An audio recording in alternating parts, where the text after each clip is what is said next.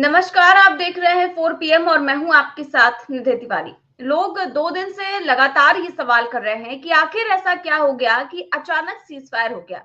भारत और पाकिस्तान के बीच युद्ध के हालात में अचानक जिस तरह से सीज़फायर का ऐलान हुआ, उसने पूरा देश को हैरान कर दिया। हमें अब तक इस सवाल का पुख्ता जवाब भारत सरकार की तरफ से नहीं मिला है कि आखिर क्या वजह रही कि इतने बड़े ऑपरेशन सिंदूर के बीच अचानक से युद्ध विराम पाकिस्तान की नाक में दम कर दिया था हमारी सेना ने, उसके बावजूद क्यों युद्ध विराम कर दिया गया और पाकिस्तान के आतंकी ठिकानों तक को नष्ट कर दिया था इंडियन आर्मी ने। हर हमले का मुंहतोड़ जवाब दे रही थी इंडियन आर्मी और पाकिस्तान की आर्मी की हालत खराब कर दी थी। तो फिर अचानक ऐसा क्या हुआ कि अचानक से भारत सरकार को सीज फायर का ऐलान करना पड़ गया? इसका जवाब पुख्ता और अभी तक हमारे देश को नहीं मिल सका है। और इस बीच इस मामले में खुद अमित शाह जो है, उनका एक बयान सामने आया है और खुद उन्होंने सीज फायर की आलोचना की है। ऐसा क्यों हुआ, कब हुआ, और आपको बताएंगे और इस पर चर्चा भी करेंगे। और इस चर्चा में हमारे साथ मौजूद हैं प्रोफेसर गोस्वामी सर। सर, बहुत बहुत स्वागत है आपका। तो सर, सबसे पहले तो जिस तरीके से जो अमित शाह हैं, सीज फायर को लेकर के लगातार देश सवाल खड़े कर रहा है और इस बीच अमित शाह का एक बयान सोशल मीडिया पर खूब वायरल है और वो बयान सीधे सीधे सरकार पर ही सवाल खड़े करता है। तो क्या कुछ कहा अमित शाह ने, पहले वो बयान सुनते हैं, फिर इस पर चर्चा करते हैं। जीत रही थी। पंजाब का एरिया आते ही सीज फायर कर दिया गया और पाक ऑक्यूपाई कश्मीर का जन्म हुआ। अगर सीज फायर 3 दिन लेट होता तो पाक ऑक्यूपाई कश्मीर आज भारत का हिस्सा। एक पूरा कश्मीर जीते बगैर सीज फायर कर लिया और दूसरा यूएन के अंदर हमारे सबसे बड़ी गलती, जब हमारी सेना जीत रही थी, पंजाब का एरिया आते ही सीज फायर कर दिया गया और पाक ऑक्यूपाई कश्मीर का जन्म हुआ। अगर सीज फायर 3 दिन लेट होता तो पाक ऑक्यूपाई कश्मीर आज भारत का हिस्सा। एक पूरा कश्मीर जीते बगैर सीज फायर कर लिया और दूसरा यूएन के अंदर हमारे। तो सर, यहाँ पर जो अमित शाह हैं वो कह रहे हैं कि हमारी सेना जब घुस गई थी अंदर तो फिर सीज फायर क्यों किया गया, वो नेहरू को कोस रहे थे। और साथ ही साथ इसके बाद उन्होंने इस बात को लेकर भी कोसा कि कश्मीर के मुद्दे को लेकर के, कि कश्मीर के मुद्दे को लेकर संयुक्त राष्ट्र में जाना नेहरू का बहुत बड़ा ब्लंडर था। लेकिन अब बड़ा सवाल यह है कि जब ट्रंप ने कश्मीर के मसले को लेकर मीडिएट करने की बात करी है तो फिर ये किसका ब्लंडर है? और जो वो कह रहे हैं कि अगर सीज फायर उस समय ना किया होता, 2 दिन रुक जाते, तो पीओके भी हमारा होता। तो फिर इस बार क्यों ये बात नहीं सोची गई? इस बार तो सब कुछ इनके हाथ में था। जय संविधान। देखिए निधि, आज अमित शाह को अफसोस हो रहा होगा कि ये भाषण इन्होंने क्यों दिया। देखिए, दूसरों की आलोचना करना बहुत आसान होता है। पंडित जवाहरलाल नेहरू जिन्होंने देश की नींव रखी, उनकी आलोचना करना बहुत आसान होता है। आज यही भाषण अमित शाह जी का मोदी जी का उस प्रकार से क्रिटिसिज्म कर रहा है जो आज पूरा देश कर रहा है और पूरा देश ये कह रहा है। देखिए, मैं तो बिल्कुल दिल खोल के कहता हूं, जब 26/11 की घटना हुई थी वहां पे 3 बड़े बड़े मंत्रियों ने रिजाइन किया था। विलासराव देशमुख चीफ मिनिस्टर थे महाराष्ट्र के, उन्होंने रिजाइन किया था। आर पाटिल होम मिनिस्टर थे, उन्होंने रिजाइन किया था। और पाटिल साहब थे, जो शिवराज पाटिल थे, जो केंद्र सरकार में गृह मंत्री थे, उन्होंने रिजाइन किया था। तीनों महाराष्ट्र से आते थे। वो थी शर्म हया।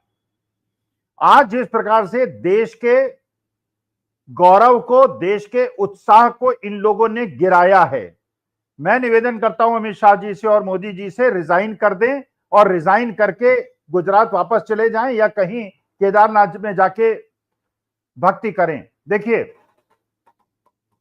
पहला जो इतना बड़ा तमाचा मेरे भारत माता के ऊपर लगाया है, मैं उसका बिल्कुल विरोध करता हूं, घोर विरोध करता हूं। जो पाकिस्तान को आईएमएफ ने, जिस समय हम युद्ध में उलझे हुए थे पाकिस्तान से, $1 बिलियन पाकिस्तान को दिया। अमेरिका ने भी उस लोन का समर्थन किया, यूके ने भी किया, फ्रांस ने भी किया, चाइना ने भी किया। किसी ने उसका विरोध नहीं किया भारत को छोड़ के। तो ये जो झप्पी लेते फिरते हैं और झूला झूलाते हैं और बिरयानी खाते हैं, इसका मेरे देश को फायदा क्या हुआ? हजारों लाखों करोड़ रुपए आपने खर्च कर दिए, मेरे देश को फायदा क्या हुआ? इस दुष्ट राष्ट्र पाकिस्तान को $1 बिलियन कैसे लेने दिया आपने? नंबर एक। नंबर दो, पूरे विश्व समुदाय ने आतंकवादी घटनाओं का विरोध किया है, भारत का समर्थन नहीं किया है। जो पहलगांव के अंदर हुआ, पहलगांव की घटना हमारे देश के अकर्मण्यता का और होम मिनिस्ट्री की अकर्मण्यता का प्रमाण है। देखिए, दो मिनिस्ट्री हैं, एक है राजनाथ सिंह की, जो है रक्षा मंत्री, उनके अंदर सेना आती है, और गृह मंत्री हैं अमित शाह साहब, जिनकी इंटरनल सिक्योरिटी, जिनका उत्तरदायित्व है। पुलवामा के जो अंदर हुआ वो गृह मंत्री की विफलता थी, पहलगांव के अंदर जो हुआ वो गृह मंत्री की विफलता थी। अगर घर में घुस के आपको मारना है और 3 दिन का श्रेय आप लेना चाहते हैं तो राजनाथ सिंह को श्रेय दीजिए, उनको प्रधानमंत्री बना दीजिए। आप हट जाइए प्रधानमंत्री पद से और गृह मंत्री पद से हट जाइए, राजनाथ सिंह को बता दीजिए प्रधानमंत्री, हम लोग सह लेंगे। लेकिन इस प्रकार जैसे मेरे देश की नाक को झुकाया गया है, मस्तक को झुकाया गया है, पीठ में छुरा भोंका गया है, पूरा देश, यहां तक कि जनरल नरवणे, इन्हीं के कार्यकाल, इन्हीं के चीफ ऑफ आर्मी स्टाफ थे, वो कह रहे हैं इस युद्ध विराम का कोई मतलब समझ में नहीं आ रहा है। जनरल वीपी मलिक, अटल जी के जमाने में चीफ ऑफ आर्मी स्टाफ थे, वो कह रहे हैं इस युद्ध विराम का मतलब नहीं समझ में आ रहा है। और लोग ये कह रहे हैं, निधि, जब तक पंजाब के लोग वार झेलते रहे, कश्मीर के लोग वार झेलते रहे, युद्ध विराम नहीं हुआ। और जहां गुजरात के अंदर बमबारी हुई, और यही सोच के पाकिस्तान ने गुजरात के अंदर बमबारी शुरू की। जैसे ही गुजरात के अंदर बमबारी शुरू हुई और इन लोगों को लगा, गुजराती लोगों को, कि अडानी और अंबानी के एस्टेब्लिशमेंट्स को नुकसान ना हो जाए, इन्होंने युद्ध विराम हमारे देश को धोखा देके किया। ये मेरे देश के साथ धोखा है। आपको लड़ाई करने की आवश्यकता क्या थी? क्या पहले नहीं सोचा था ये होगा? क्या गणना की थी आपने? क्या कैलकुलेशन की थी? और निधि, एक चीज और बताऊं, स्ट्रेटेजिक मैनेजमेंट का प्रोफेसर हूं, कभी कभी युद्ध न करना भी स्ट्रेटेजी होता है।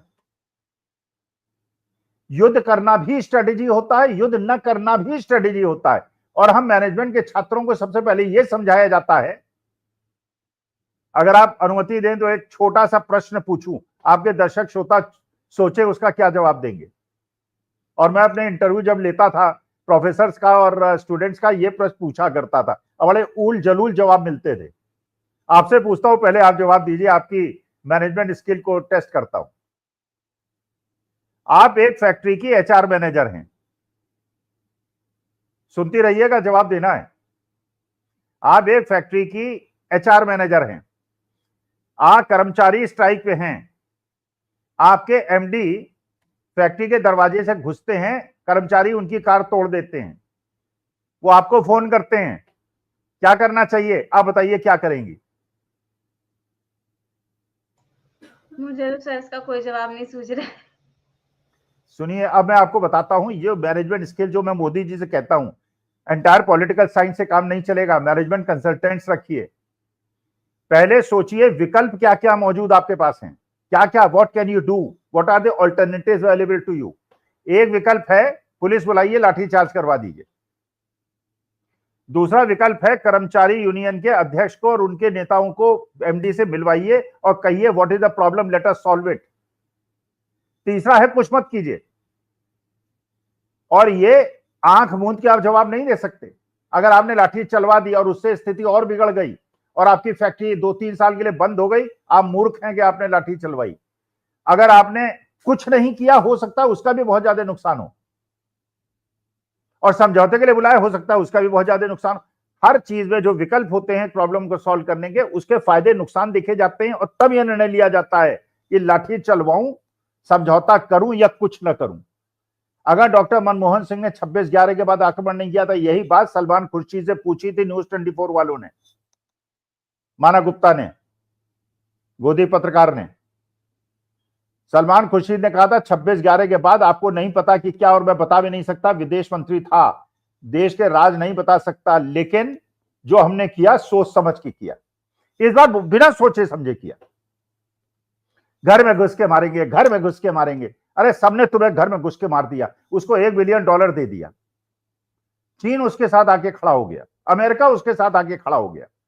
उसने इसलिए इस बार पंजाब में और कश्मीर में उतनी बमबारी नहीं की, उसने गुजरात में बमबारी की और तुम लोगों ने अडानी के चक्कर में घुटने टेक दिए और समझौता कर लिया। और देश की सेना, आज एक भी जनरल बता दीजिए आप, एक भी एयरफोर्स ऑफिसर बता दीजिए किसी गोदी मीडिया के चैनल पे आके ये कह रहा हो कि ये युद्ध विराम सही है। सब कह रहे हैं युद्ध विराम हमारे पीठ पे छुरा भोंकने समान है। अरे जब आपने सेना को पूरी छूट दे दी थी, युद्ध विराम की सारे अधिकार सीडीएस के पास होने चाहिए थे, आपने राजनीतिक लोगों ने निर्णय क्यों लिया युद्ध विराम का? उन्होंने जाने खोई हैं, सेना ने जाने खोई हैं, कितने जवान हमारे मारे गए हैं, अधिकारी मारे गए हैं, पीसीएस ऑफिसर मारे गए हैं, गरीब जन मारे गए हैं, और आपने लड़ाई शुरू की, लोग मरवा दिए और उसके बाद युद्ध विराम कर लिया। थू हो रही है पूरे देश के अंदर, विश्व के अंदर। शर्म आनी चाहिए ऐसे लोगों को। और इंदिरा गांधी से मुकाबला करते हैं, डॉक्टर मनमोहन सिंह से मुकाबला करते हैं। इंदिरा गांधी ने सोच समझ के मानिक शाह, जनरल मानिक शाह की बात मान के वेट किया था और रौंद दिया था पाकिस्तान को। और डॉक्टर मनमोहन सिंह ने अगर युद्ध नहीं किया था, सोच समझ के युद्ध किया था। आपने युद्ध किया और 4 दिन के अंदर आपने समझौता कर लिया उस दुष्ट रास्ते से जिसने हमारे आतंकवादियों ने हमारे देश के लोगों को मारा था। आतंकवादी पकड़े नहीं गए, मारना था चूहे को, पूरा पहाड़ जला दिया।